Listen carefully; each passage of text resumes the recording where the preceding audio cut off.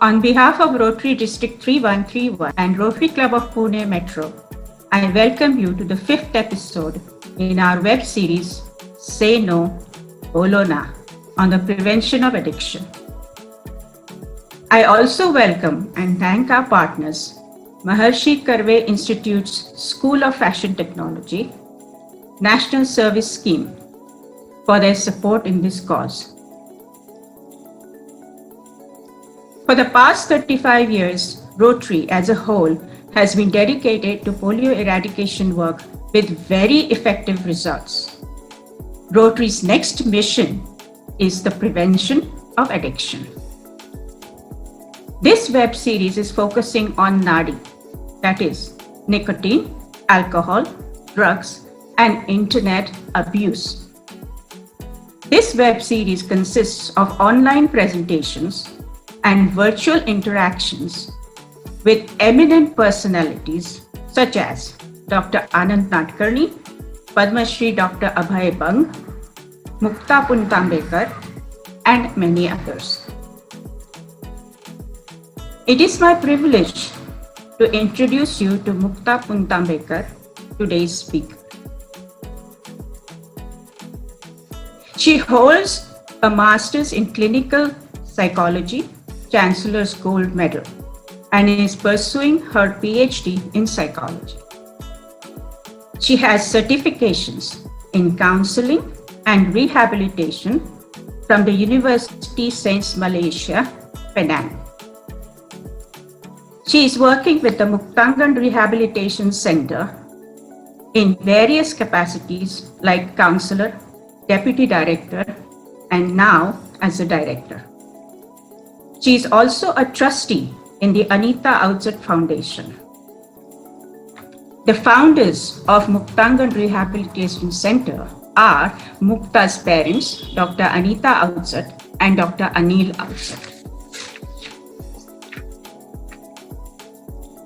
Muktangan Rehabilitation Center is a pioneer organization in India in the field of treatment and rehabilitation of addicts. Its work was acknowledged by both state and central government and was dignified with a number of state and national level awards, one of which is the President's Award.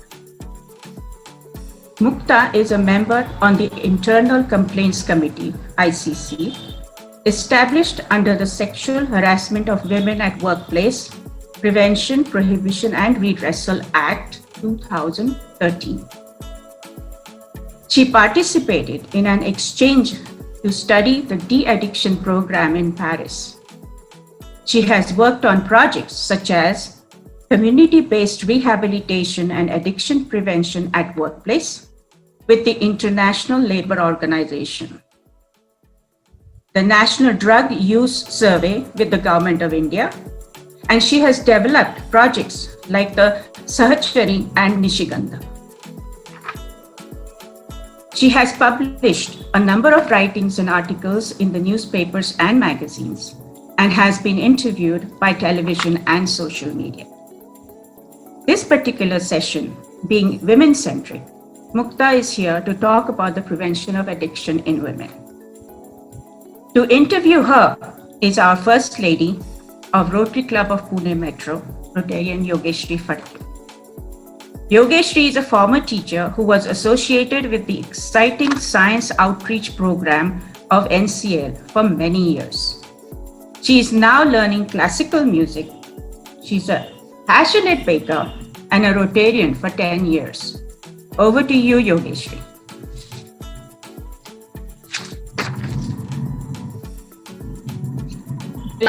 As we all heard in the introduction, that Muktatai's parents who started Muktangan, and Muktatai is doing work through Muktangan for many years.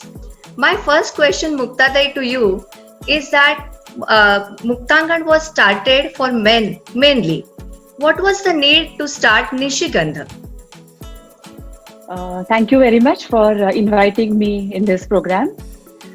As you said, Muktangan was started by my parents, Dr. Anil Outsett and Dr. Anita Outsett.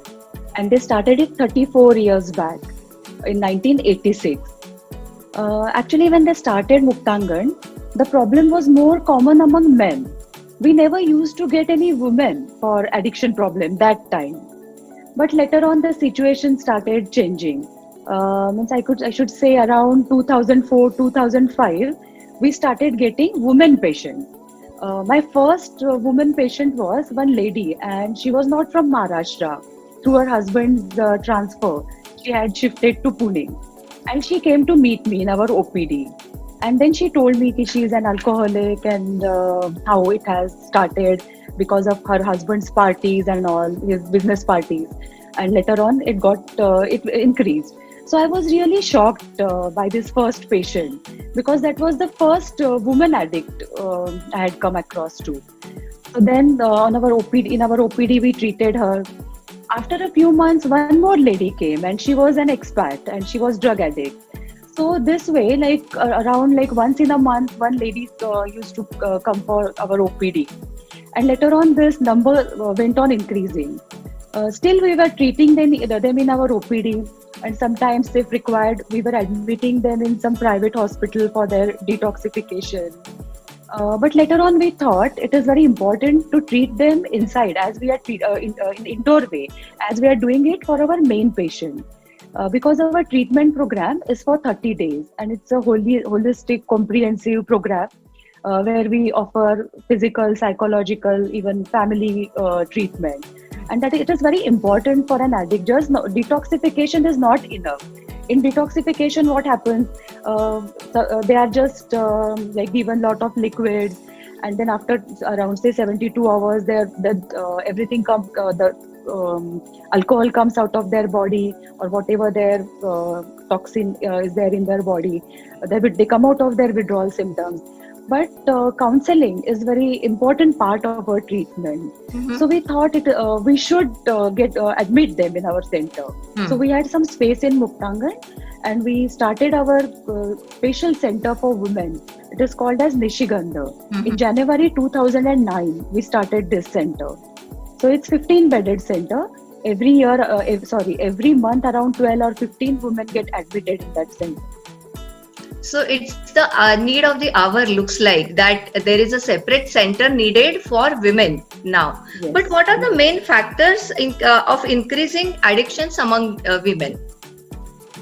The most important factor is there is now social acceptance for a woman to drink or smoke. Mm-hmm. A few years back, whenever we used to see any lady smoking, everybody used to get shocked. She used to get stares and all by other people. But now, we don't feel there is anything wrong if we see a woman is smoking. Or in parties, even the other people, they encourage other women attending the parties to drink. So now there is a social acceptance for women to drink. I think this is the most important reason. There are other psychological reasons.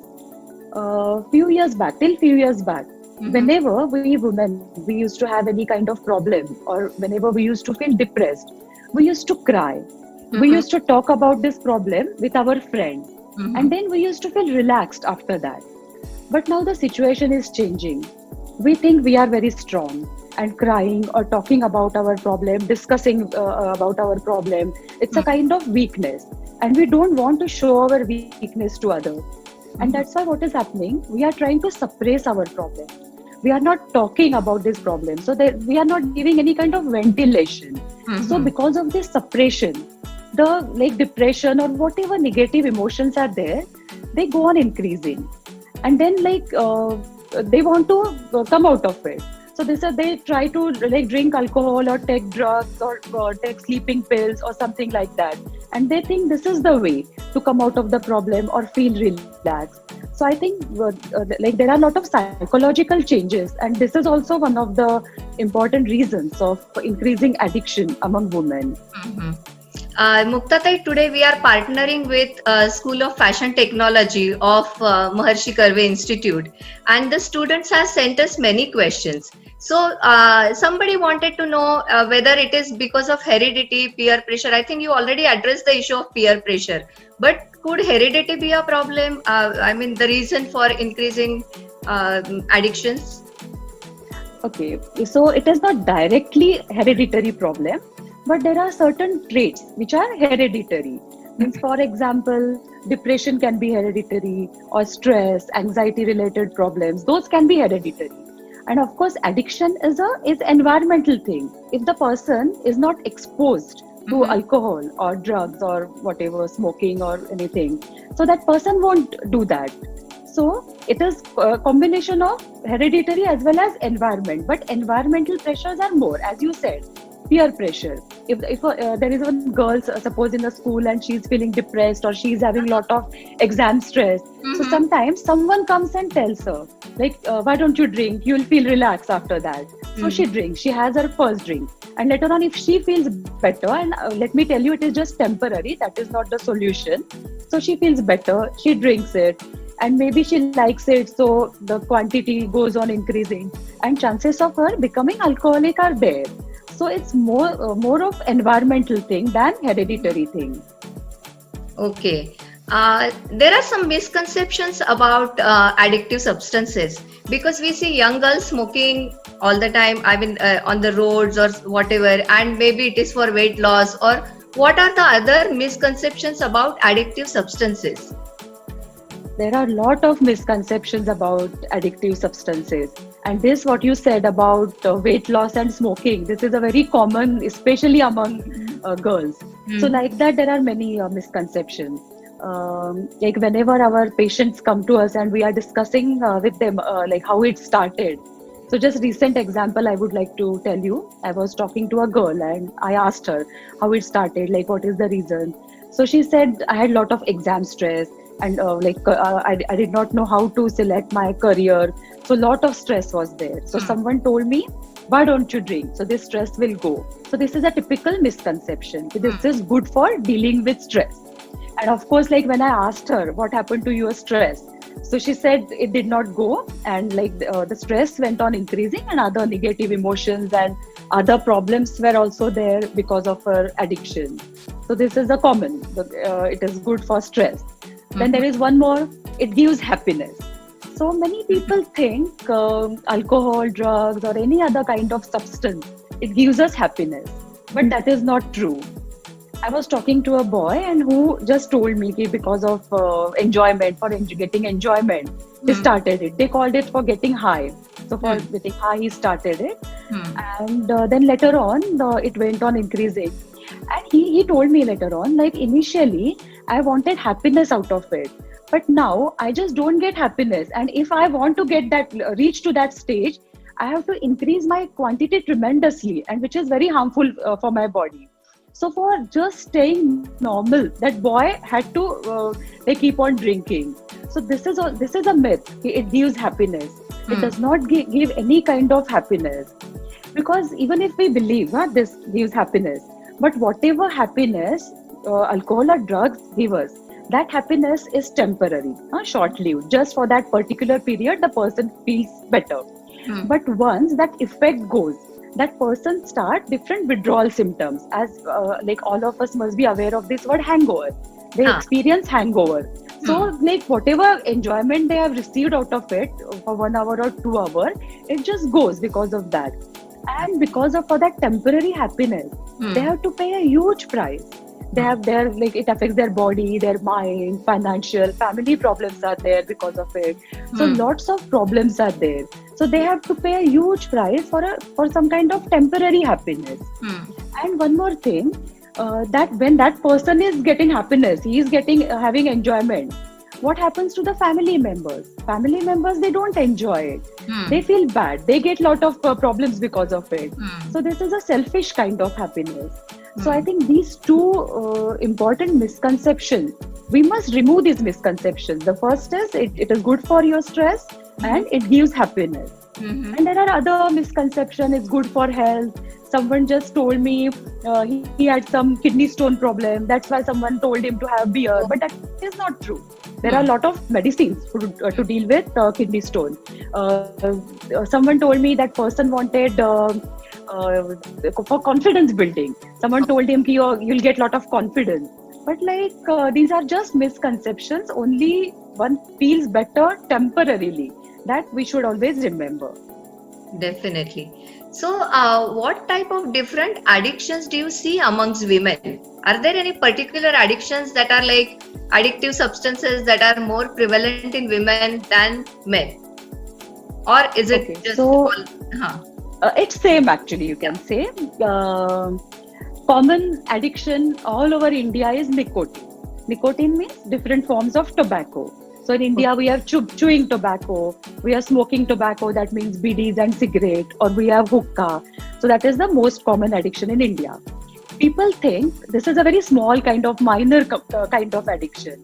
So what happens if I'm smoking? That बहुत छोटा सा addiction है, but that's not true. Nicotine is very bad. It is harmful to our body, and many of you must be knowing it is directly related to cancer. This, nicotine is the cause of different types of cancer, like throat, mouth, intestine, or different types of. So, cancer and nicotine, we know this association, or even other heart diseases, blood pressure. So, nicotine or tobacco is not a very small kind of or minor kind of addiction. Or you must have heard about this mishri. Many women in rural area, they put mishri to their tea. Yes. So this is a common addiction in India. Then after nicotine comes alcohol. Then different types of drugs like cannabis. People call it weed or ganja, marijuana. Then in India we also have brown sugar. Brown sugar means heroin. We don't get pure heroin, especially in Maharashtra or in India. So it's adulterated heroin. So in India it is called as brown sugar. Among women, different medicines are also used for getting addiction, like sleeping pills, antidepressant pill, or psychiatric drugs. So or even painkillers. So these are the different addictions we find among women.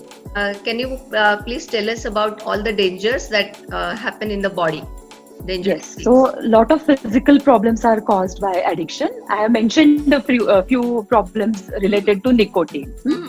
So about alcohol, all of you must have heard alcohol is bad for your liver. Permanent liver damage can take place because of alcohol use, and especially things like alcoholic cirrhosis. Then other important organs in our body like brain, heart, kidneys. Actually speaking, all important organs in our body are affected because of alcohol and any kind of drug use. So any kind of substance use is very, very bad for our body. And especially what happens, about weed. Now I have seen, this is a now new craze among youngsters about having weed. Weed means ganja or cannabis. So there are a lot of misconceptions about weed also. People think weed is not addictive.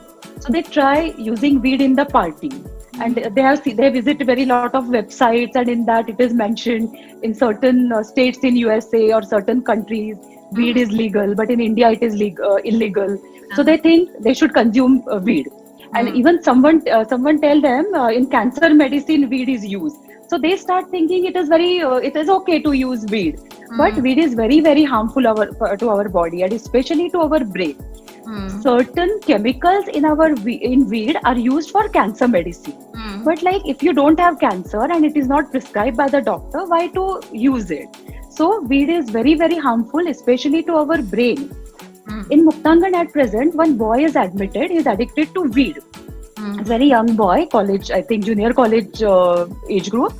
And he started weed with all these misconceptions. And then later on what happened, his whole brain started getting affected because of it. His aggression increased, lot of memory loss was there. And later on, it was not possible for him to remember everything. His both long-term and short-term memory was affected. So at present, he is there in Muktangan. So we can see like just because of weed, this has happened. So weed is very, very bad to our brain. And please don't go by all this information about weed on internet. Whatever I am telling you is by my experience after meeting hundreds of patients who are taking weed. So please don't try weed. It is very, very bad to our body. Then, as I said, all our important organs are affected because of any kind of substances. Then, especially about girls, I would like to mention, for us, we are different than men because of our capacity to reproduce.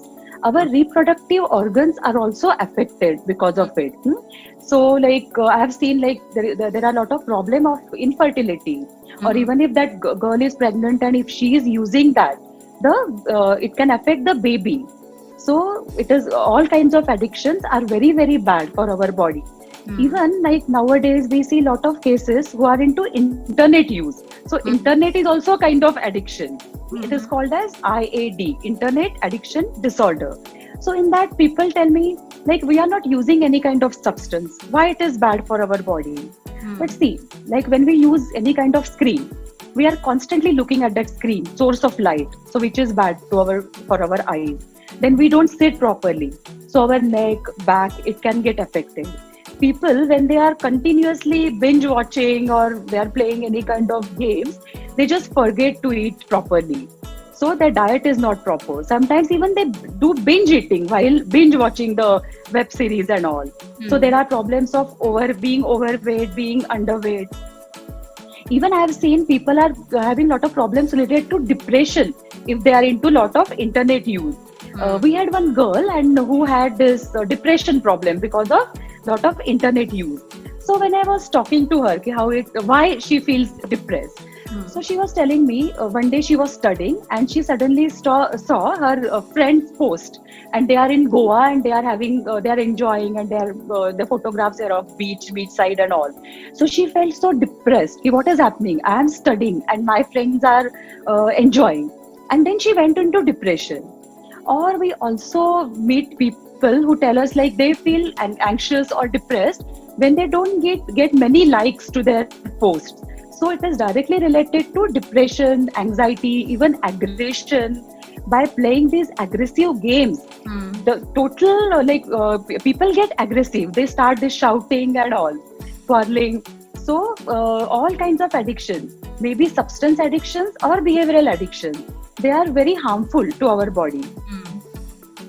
So all these are like modern day demons, I feel. They are there to haunt us. And but along with physical, what are the other problems that can occur? Yeah, there are other problems, psychological, as I said, anxiety, depression, aggression, these kinds of problems. Even lot of memory loss is there. People become they become asocial. They just don't know how to converse, how to keep eye contact.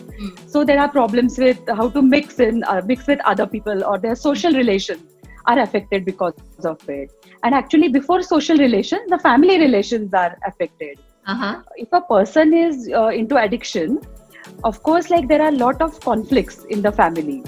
When the family members come to know that my son or my daughter, they are into addiction, they naturally confront that person. So that person, he never agrees. The person is in denial initially. They don't accept that I'm into this kind of problem. So there are a lot of quarrels in the family, shouting, abusing, even sometimes like physical fighting is there. So the whole family environment is affected because of addiction. And of course, financial problems are there.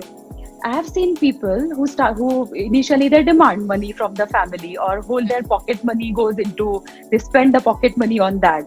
But later on, when parents come to know they are spending it on addiction, they stop giving money. So people, they go to illegal ways actually, like stealing or doing any kind of things, or even they steal from their houses. So their financial problems are there. Police case might take place because of that. Just before lockdown, one day I got a phone call from the police chowki near Muktangan, our center.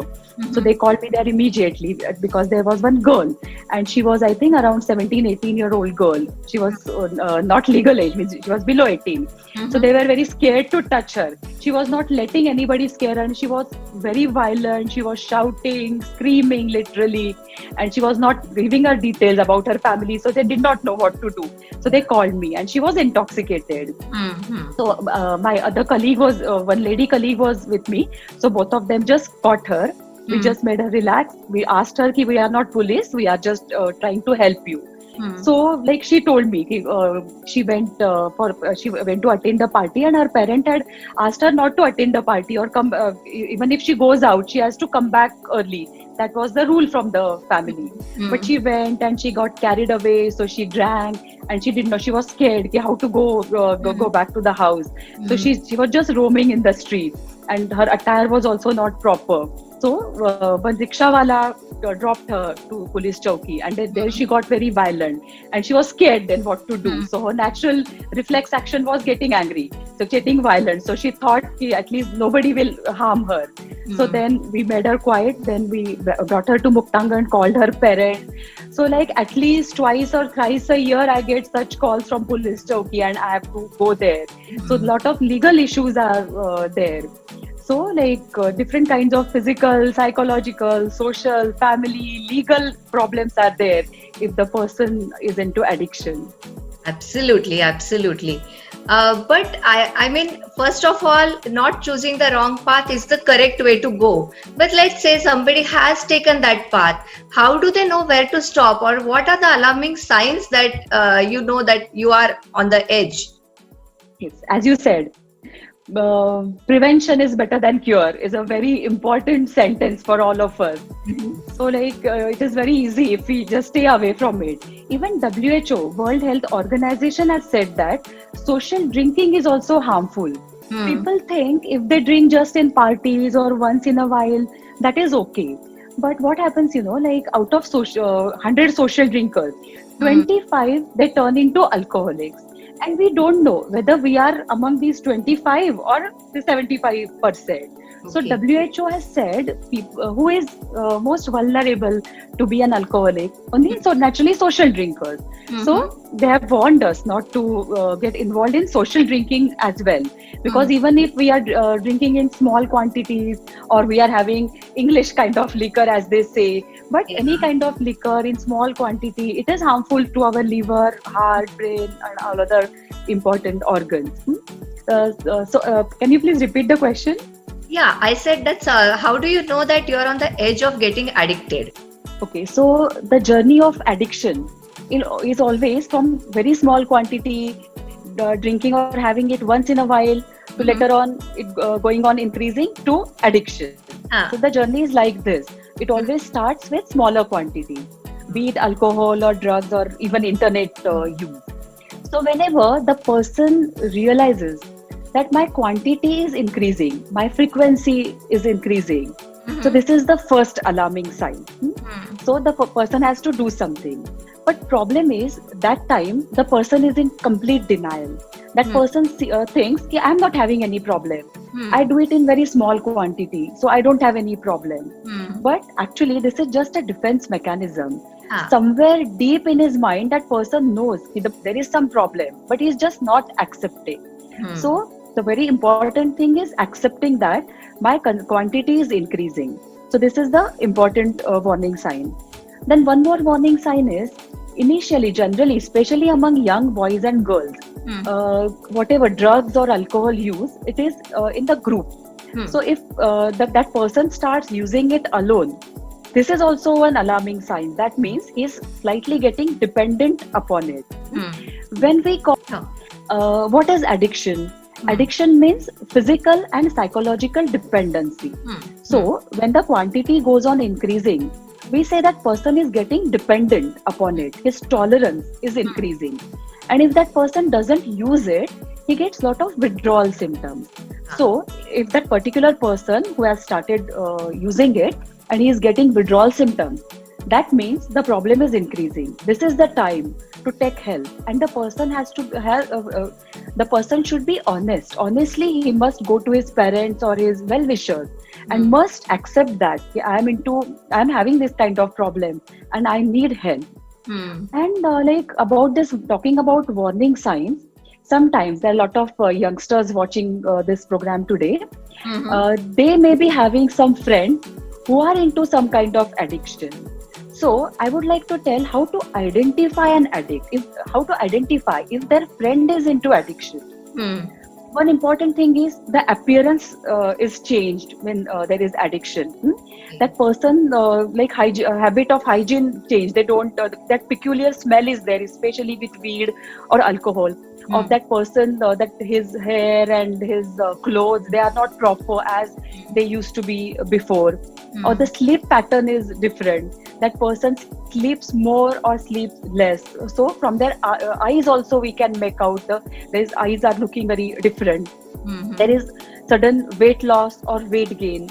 depending upon the kind of addiction, or there are dark circle around the eyes, lot of spending is there, or that person is spending lot of time alone or in washroom because sometimes they can't use it publicly, so they use it in washroom. So if our friend is doing any this kind of thing, one of these kind of thing, so there may be some kind of problem, not necessarily addiction, but there can be depression also.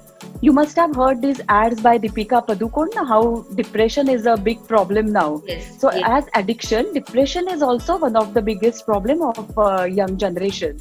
So even if our friend is feeling depressed or addiction related problem, we must approach that person and we must ask what is happening. We should not confront that. We can tell that person, like, I'm there to support you, I'm there to help you, you can discuss your problem with me. So these are different kinds of warning signs, and if we come across our friend who is having certain kinds of signs, we should help that person. I'm really glad you touched that point, Muktatai, because it's a big guidance for parents and young friends who are around. Like if they are in a group and somebody is not, like you said about the eyes, sleep pattern, whatever, any changes, I think they themselves can help their peers. So I think it's a very important point you touched upon. I would also like to ask, since we are doing this episode for girls, about shopping addiction, because is there a shopping addiction, like in quotes, that can somebody get addicted to shopping? Yes, shopping is also a kind of addiction, and especially among youngsters, they must have heard this word like retail therapy. They think if they do any kind of shopping, they will feel better. Yeah, and actually all of us feel better now when we do shopping for us, and especially festivals like Diwali are approaching, and we feel very nice if we shop some dress or something for us. So when we shop, we feel better. So, but anything done in extreme can be harmful to us. So if you're shopping for yourself, like if Diwali is there, a dress you shop, or if you need a phone or whatever your requirements are there. But sometimes people do shopping compulsively. There are a lot of ads are flashed, and so it is mentioned like what lot of discount is there. So we don't think whether we need this thing or not. They are giving discount, so we go and buy that particular thing. So because of this online shopping, everything has become very easy. And that is actually a marketing gimmick. Those people, they want to sell their product. So they are giving discount, or sometimes like we must have seen in social media, if we inquire about one particular thing. For example, if we ask our friend on WhatsApp, from where did you buy your purse? Immediately we see ads of different brands of purse on our social media. So like social media, they want to like hypnotize us. They are doing lot of strategies for marketing. So we should not get carried away by that. So anything done in extreme is harmful for it. Exercise is very good for our health. But if we just do exercise for 7 hours, 8 hours a day, it may be harmful to our body. So like we should have this kind of, we should think whatever I need, I should shop for that. And we should also think whether really, do I really need that thing? Can I afford that? We should ask certain questions to us before shopping. Or even like I get one person for counseling, online counseling now, because sometimes they can't come here now because of this pandemic. So this question was asked by one girl about this online shopping thing.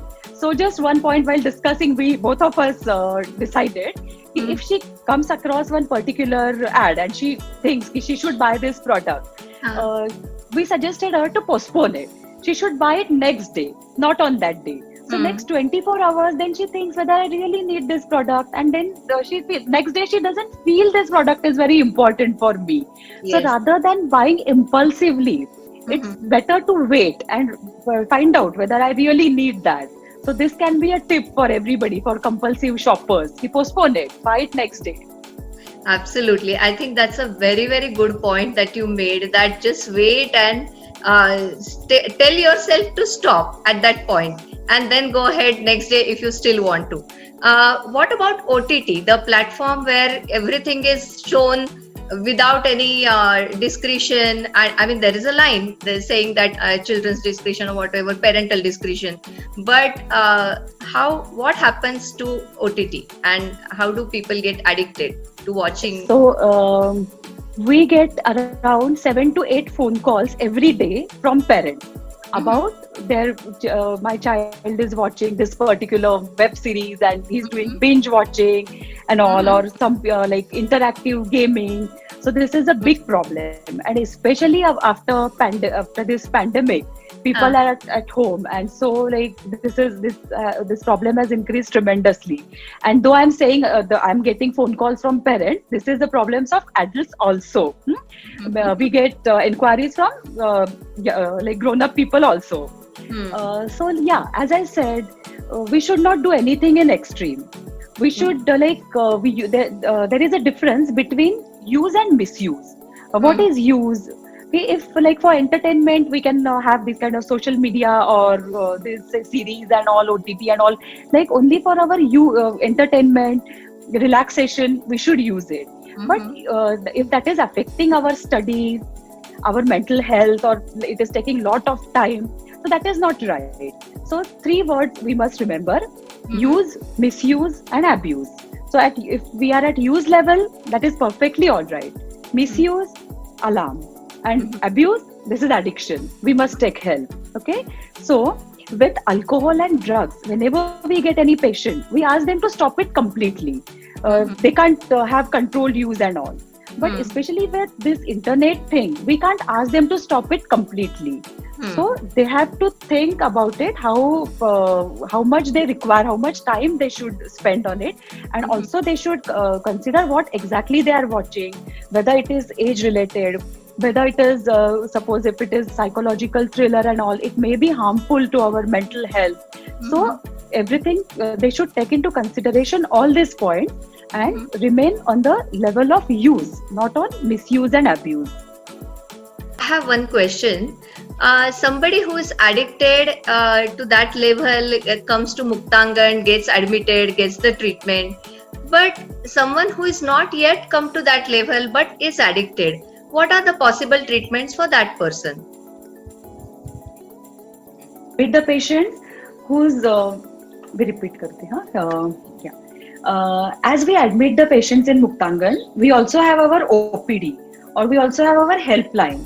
So in helpline, we always get a lot of questions. People keep on inquiring. Their addiction has just started increasing. So how they can control it, how they can stop it at early stage. So we give them different tips.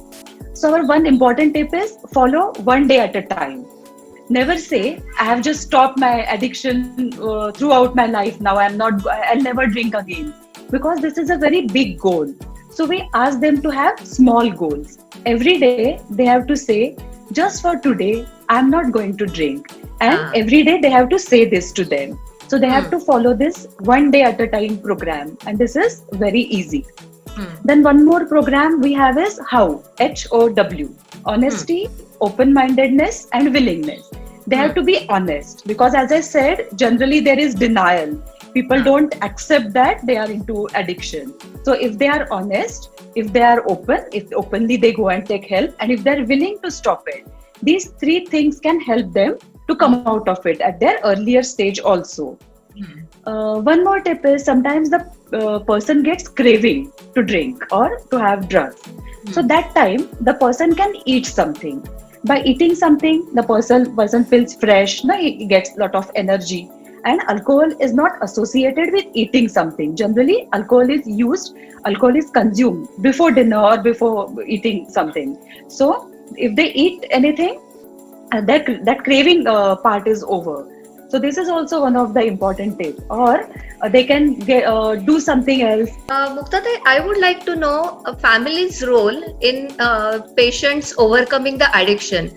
And here I would like you to talk more from a woman's point of view. If a woman is an addict person, what is the role of her family for her to overcome the addiction?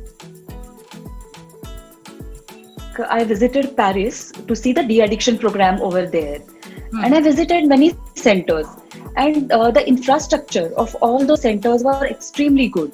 They had special rooms for the patient with attached toilet, with air conditioning. Even food was very good. The patient, a lot of facilities were being given to the patients. And in Muktangan, we don't give any kind of facilities. They have to stay in the dormitory. They have to do all kind of work in Muktangan, like cooking, cleaning, everything. Means we don't give any kind of facilities in Muktangan. But recovery rate in Muktangan is much better than recovery rate in Paris. And that is because patients in Muktangan get lot of family support than in other countries. And I think that is related to our Indian culture, where family plays very important role. Even if person is involved in addiction, the family just doesn't disown that person. They want to help in their own way. Sometimes they shout and they threaten, but that is a way of helping the patient. They don't want to disown that patient.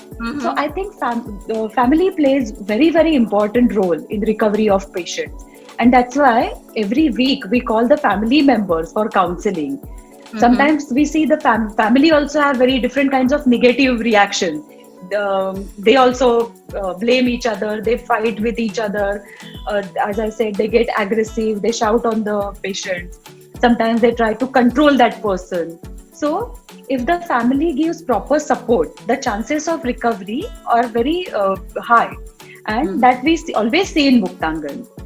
And as you said about women, when we started Nishigan in 2009, that time our women patients, they never used to get proper family support. The situation was different. There was stigma for women in addiction. But now everything is changing. Even our women patients, they are getting proper family support now. As there is social acceptance for women to smoke or drink, there is now social acceptance one way for women addicts as well. So because of this, they are getting proper family support now. We are almost coming to the conclusion of our episode. But before that, I want to thank Muktatai for your valuable time and guidance. I think it's going to help, it's going to go a long way in the young minds who are partnering with us today. And I want to thank our partners also, Maharshi Karve Institute's School of Fashion Technology. The girls are watching this episode, and everybody else. There are other viewers, our Rotaract clubs, everybody is watching it. And I want to thank everybody. When we come to a conclusion, I know you are a marathon runner, Muktatai, and your family also does a lot of exercise. In fact, exercise is a part of their daily routine. So what take-home message do you want to give our young generation today? Kind of exercise. A chemical called endorphin is released in our body, and that endorphin, it gives addiction-like effect. It gives us high and without any side effect of alcohol or drug. So all of us must have some kind of addiction. It can be exercise, it can be some hobbies like music or painting, writing, reading, different kinds of positive addiction we must have.